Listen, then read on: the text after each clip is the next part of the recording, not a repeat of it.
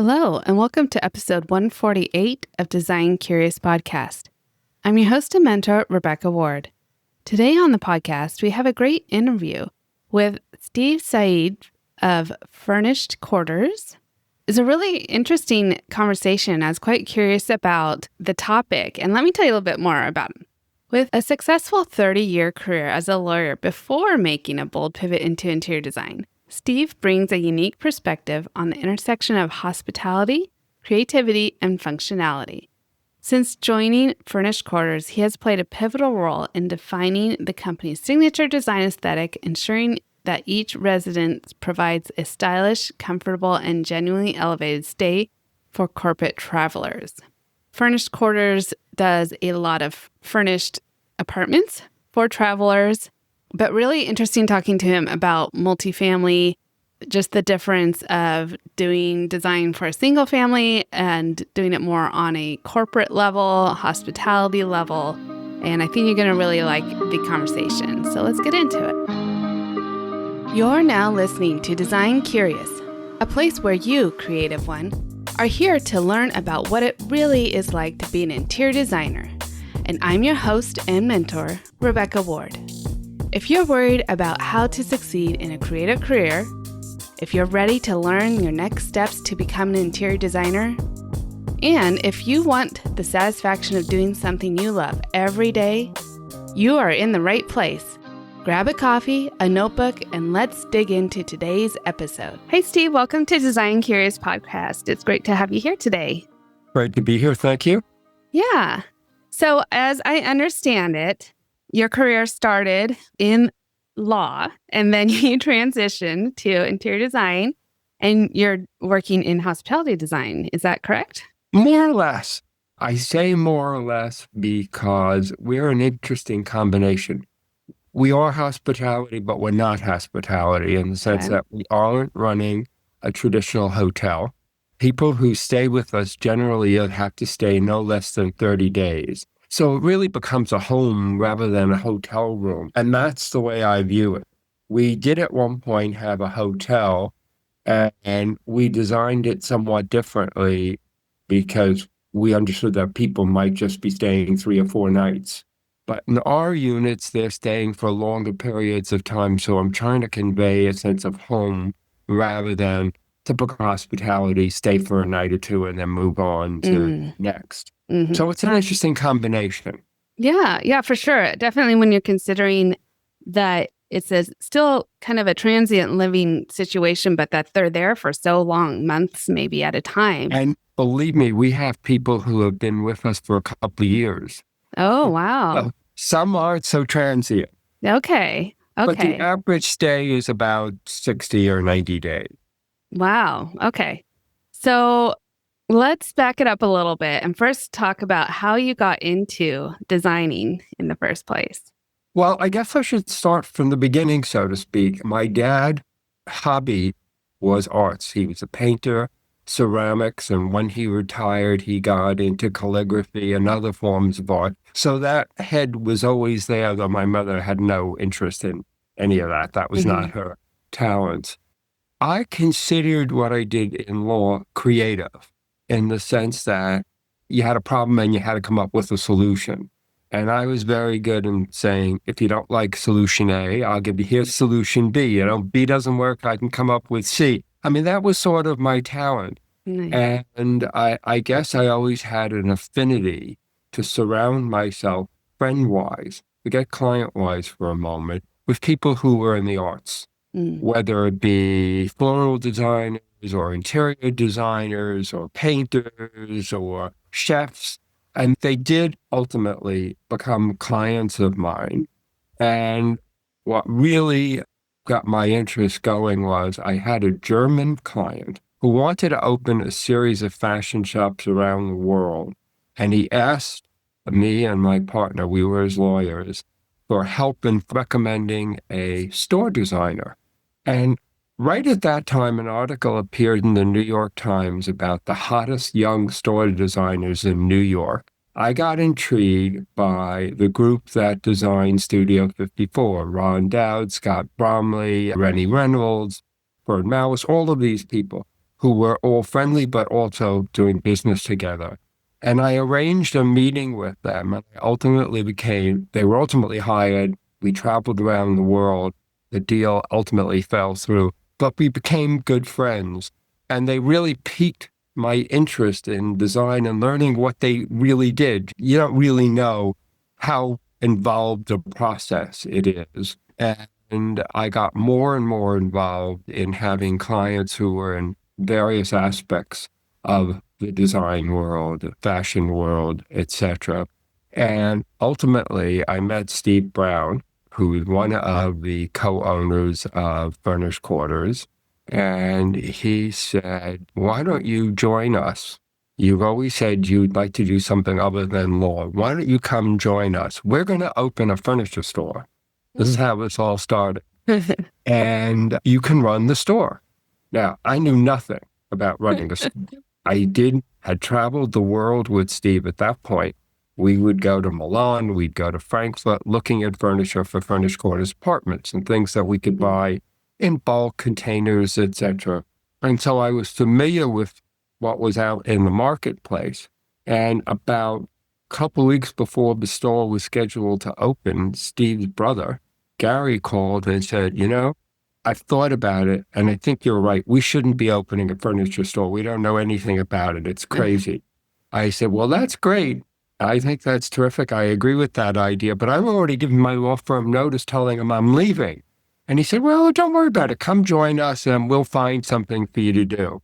And initially they put me into operations, and that didn't work at all. I didn't know anything about operations, and the operations people were not too thrilled to have a new boss who knew nothing about operations. So I found my way into design, and we'll soon all realize this was a natural fit. I had finally found my home and my niche, and something I always wanted to do, and here I had an opportunity to do it. Wow. So that's how it all came about in short version. Wow.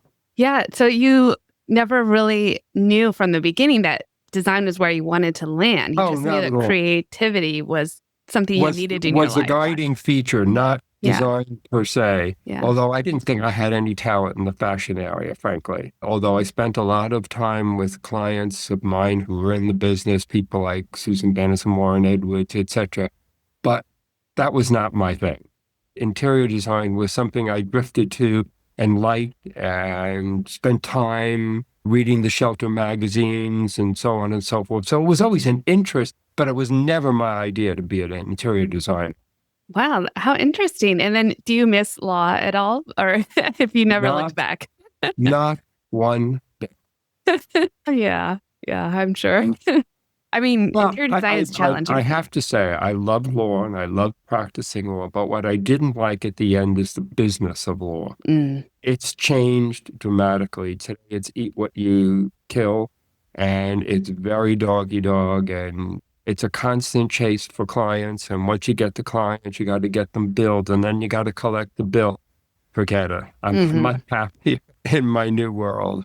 Yeah. So then you went into the interior design segment of this company, but you weren't really involved with any of the business side of it as well. It's a larger company, right? So you didn't. In the beginning, I was, because it wasn't as big. Okay. Was involved in various aspects. But today, although I'm on the exec committee, I'm pretty much involved just in the design world. Okay. It's enough to keep me busy. I don't need some of the other problems. I have these to deal with. Yeah. Well, I'm not extremely familiar with Furnished Quarters because it's not anything that I've ever had need of.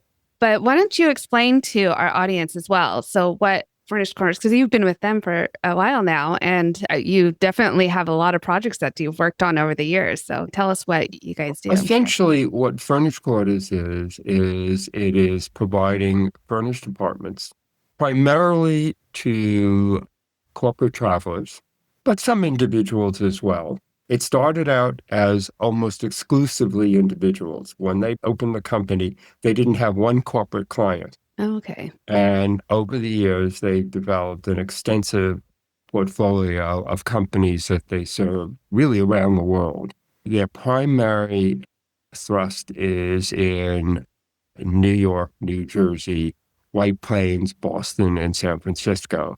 But that being said, book units all over the world. A lot of clients want what we call one-stop shopping. I come to you, you book my needs in various cities. Even if you don't have your own inventory in those cities, you have partners and you deal with all the work particulars that I don't have to get involved in. So we do a lot of global work, or what we refer to as global. Yeah. Do you design from afar, or do you have to visit these sites? It's a mix. Yeah. It's a mix. When we partner with other companies, they have their units, they're furnished. And we've done our due diligence and agreed that they meet or have to meet certain standards that we have, which our clients expect. And we don't normally travel to those. For our own units, whether they be in Boston or San Francisco or wherever, we travel when we're setting them up. After we set them up and we're satisfied, then locals can maintain them. But the original setup is us. And it also enters into the way we design these units. When Steve Brown is contemplating taking a new building or units in a building, either myself or my assistant go to that building. And we look at the lobby, we look at the hallways, we look at the apartment, and that tour generally tells us what that apartment should look like. Should it be very modern, steel and glass? Or should it be more towards the traditional side? Does it need a lot of color? Or is there too much going on in the hallways that this needs to be very subdued and very calm? We really go building by building. Unlike, I would say, a lot of our competitors, most of our buildings do not look like our other buildings. They're very individualized based on where the building's located, what the lobby looks like, what the kitchen looks like, what the bathrooms are. What the feel of it, the apartment talks to you or talks to us. It tells us what it should look like. Yeah. And then do you typically have multiple apartment units within that building, or is it just one or two? Yes. Okay. It doesn't pay for us. It's not economic to take 1 or 2 units. We try not to take less than generally 5 is the least, usually 10 at least, because of the ability to service them in terms of any repairs or cleanings or any of that. You need some mass to make it economic to do that. So we don't take a 1 here and a 1 there. That's very, very rare. Except we have what we call FQ Select. There's always an exception to everything, right? Yeah. FQ Select is a collection of higher end luxury apartments. Luxury in terms of the buildings and maybe where they're located. They may be on Fifth Avenue or Park Avenue, or they may be in Tribeca. They're in high-end buildings with white glove service. We furnish these units with higher-end furnishings and art.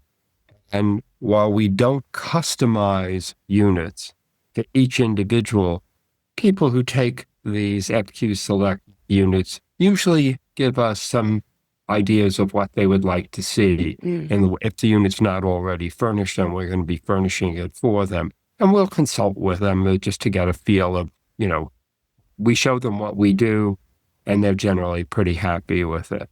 So in those cases, we may just have 1 or 2 units in a building, but that's not typical for us. So then the other cases where you have like 5 to 10 maybe units, do you come up with a plan specific for a unit within that building, and then all 5 or 10 have that design? We come up with a scheme. Yeah, because okay. Each, even though we have, let's say, 10 units, they'll be broken down between studios, 1 bedrooms, and 2 bedrooms.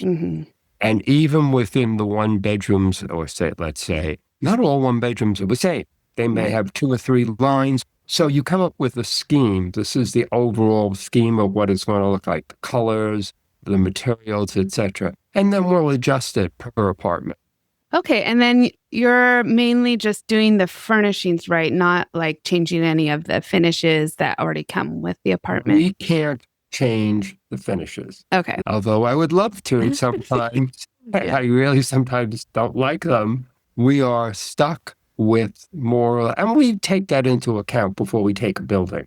We generally would not go into a building where we intensely dislike the finishes. I mean, sometimes you compromise and you say, well, I'd rather have it white than black or vice versa. But generally, we're okay with the finishes. Where it really becomes problematic is how do you deal with things like wallpaper if you want to use it? And we have been very fortunate to discover a wallpaper that peels right off, doesn't take the sheetrock off. Nice. And we use that quite a bit to give some texture and warmth to our apartments. One of the problems in doing corporate housing, and I'll use that as a generic term for what we do, is you can't use in the apartments some of the things you typically use for warmth. For example, you can't put plants in the apartment because who's going to water them? That's true.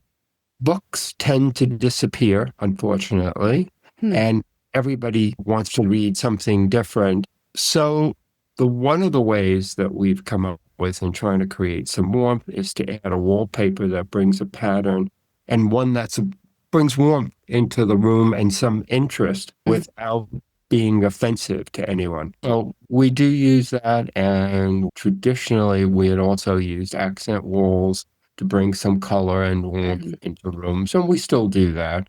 Interesting. Yeah, I hadn't thought about that. Those are the problems of being a corporate housing company or a company that has people who only stay for 30 days. Right. I'd love to put plants and flowers and all that in, but it's not practical. Right. And I have a terrible aversion to plastic plants. Yeah. Well, because then who's going to, I mean, first of all, they don't look real. And then who's going to maintain them dusty? Yeah, exactly. They're dust collectors. Yeah. Yeah. No, that's a good point, because a lot of the plants and the books, those are like the homey finishing touches that we'll typically do in a home where it doesn't feel quite ready to move in until you get those things in there. But without being able to do that. Yeah. But we do try to find other accessories like candlesticks or bowls or things that add warmth and color and a sense of home. It says that's what you need. Okay. So we do add that. So you're pretty much an expert on furnishings, because that's basically what you have to focus on, is like bringing it all out with those furnishings, because you can't really touch except for the wallpaper. But yeah. And to do that, we do a good bit of traveling. Stephen and I do. And when we travel, like we just came back from Paris, what we like to do is walk the streets, go into the design stores, go into the antique stores. Not that we're necessarily buying anything, but just to get a feel of what are the trends, what's out there in the marketplace, what are people turning to in terms of interior design, so we get a sense of what's happening in the market. And we go to High Point, North Carolina, which you may or may not know is the center of the furniture industry in the U.S. And twice a year, they have the showrooms open and they have a market. We used to go twice a year. We now go once a year, unless the need arises, and then we go twice. As far as the economy and everything that's been happening and coming through COVID, did that affect your business a lot because people maybe weren't traveling so much? It did, yes. Yeah. And I think we're all on, if I may, tenterhooks, waiting to see what the effect of the tariffs is going to be. I think I can't speak for Steve, I'm anticipating a slowdown. People are traveling less individually. We got a sense of a lot of people in Europe, very anti-American feelings developing, that they don't want to come to this country. Certainly Canadians are not coming to this country. That's going to affect travel, particularly to New York. I think companies are sitting on cash, waiting to see what's going to happen. Should they build a new factory? Should they do this? Should they do that? Should they take new offices and move people around? I think it's going to impact all of everybody's business. Now, whether that's permanent or just temporary, I don't think anybody knows. But I think we're all waiting to see what's going to happen. Some of our vendors in North Carolina have sent us notices saying they're raising their prices because the tariffs because most of them don't manufacture in the U.S., although they have offices and warehouses here. They don't manufacture here. They manufacture either in the Far East or in Europe, mostly in the Far East, and they're adding 10 or 15%. And during COVID, it was worse because of the transportation tie-up. Most of our vendors added like 20% surcharge to cover the increased cost of shipping, which made merchandise very, very, very expensive and difficult for us. Yeah, uncertain times, but it seems like Furnished Quarters has been navigating it pretty well. So far, so good. If I hadn't here, I'd knock on it. Knock on. But I think it's fair to say we're all concerned. Sure. We're watching the marketplace to see what demand is, and at the same time keeping tabs on what our vendors are telling us.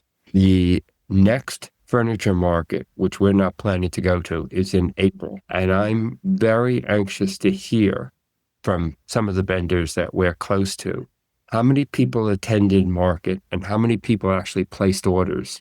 Yeah. Or were people lookers and saying, I'll let you know, I'm thinking about it, and not ordering merchandise. So we'll get a sense after this market what's happening in the industry, but I'm nervous about it. Yeah.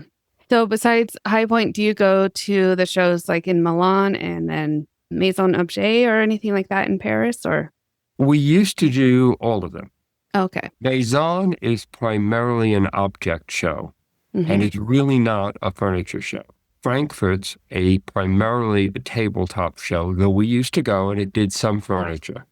Milan is the one that I really intrigues me and I really like. What happened is we stopped going because the dollar, lira then, now euro, ratio got out of whack. So things became so expensive that they were not affordable. The dollar, lira, euro exchange rate was improving in our favor. It was almost 1-to-1. And Stephen and I talked about, well, maybe we should go back to Italy. It's now 1-to-1, except that rate is now fallen full through the floor. It's like $1.15 to 1. So it's become very expensive. Again, that's a 15% increase. Or you get to shipping or anything else. So I'm not sure how much we're going to do. Now, a lot of the Italian companies that we deal with show at High Point. So we don't need to necessarily go to Milan to see what the new introductions are. Then, of course, there are a lot of companies that don't show. And if I had my druthers, mind you, not that I wouldn't like a trip to Italy.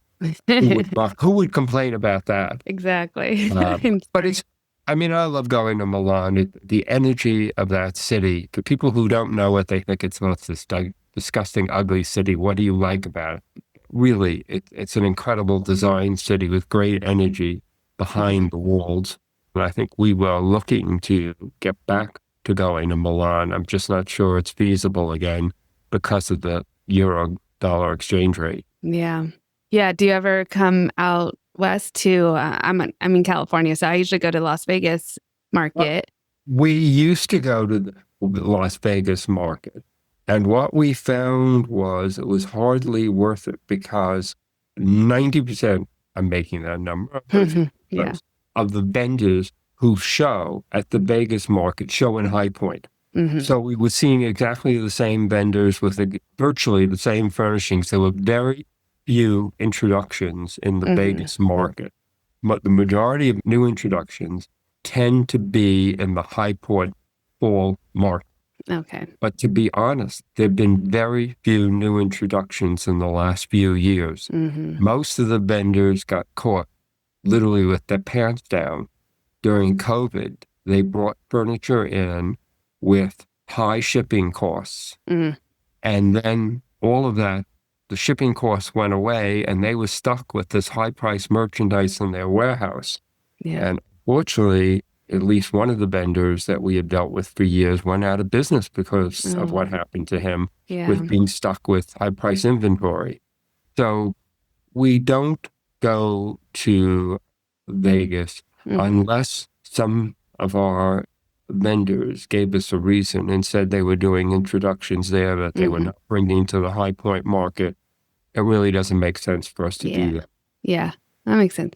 So you said you like to get inspiration. You did a trip to Paris recently and just kind of visit those. What other ways do you get inspiration for your designs? I was thinking about that because I was assuming you were going to ask me the question. And I was going to say, really, inspiration comes from anything and everything. Walking down the street, seeing, we're in Miami, and it's pretty sophisticated here. And you walk down the street and you see people well-dressed, and that gives you inspiration. Fashion gives you inspiration. Art. Stephen and I, our favorite things to do is to go to museums and to go to art galleries, not necessarily to buy, but to be inspired by colors or patterns. When we were in Paris, we went to the LVMH gallery, which was having a show about flowers. And I'm not particularly into flowers. That's just not my thing in art. But it was terrific. And it really was very inspiring and made me rethink what I think about floral wallpapers or prints or stuff. It was terrific. So you get inspired by everything. Yeah. I can't say that it's any one thing, and it doesn't to be a particular design thing. Although I do thumb through the design magazines, I don't find I really get much ideas. I do see what others are doing, but I don't get really ideas from. The ideas come from the street, comes from fashion, comes from art, or anything. Yeah. Just anything can be an inspiration. A plate in a restaurant that's beautifully presented can be an inspiration. For sure. I really think about Food, it. yeah. We were out the other night in a new restaurant here in Miami, and the food was so beautifully arranged. I said to Steve, let's take a picture of that. Yeah. I like the color combinations, and you never know where inspiration comes from. Yeah. You have to be open to it. And I think I've learned that from all of the creative people I've associated myself with, or I've been around people like Benjamin Noriega Ortiz, and it really just be inspired by whatever you see. It doesn't have to be a piece of furniture. Yeah. Well, that's great advice. So what else would you advise young and up-and-coming designers who maybe are thinking they might want to get into the hospitality area? Do you have advice for someone who's considering this avenue of design? If you think that that's something you'd like to do, what I strongly advise young friends and family members, etc., is get an internship. And they are available with well-known designers. No, you're not going to make a lot of money. And if that's what you're looking to do, you're wasting your time. But you will get a sense, A, if you really like it, B, if you have any talent for it, and C, you'll see what the business is really like. It's not just sitting down with little fabric swatches and designing something. It's quite the opposite. And you better develop your computer skills, because more and more design today is being done using various computer programs. And you really need to know that in order to get a job today. And people that I have met, young people coming out of FIT and the other design school, all have had that background, and you need it. You can't just get in it without that talent. Even if you hate it, you need to learn it, do it. And practice it, because that's what's required. For sure. Yeah. Well, that's great advice. Thank you so much, Steve, for coming on today and sharing your journey. Oh, it's been a pleasure. Thank you. And if I can provide any more info, don't hesitate to call me. Yeah, we'll put your information in the show notes so people can reach out to you. It's just really fun getting to know you today. Same here. Thank you. Take care. Bye-bye.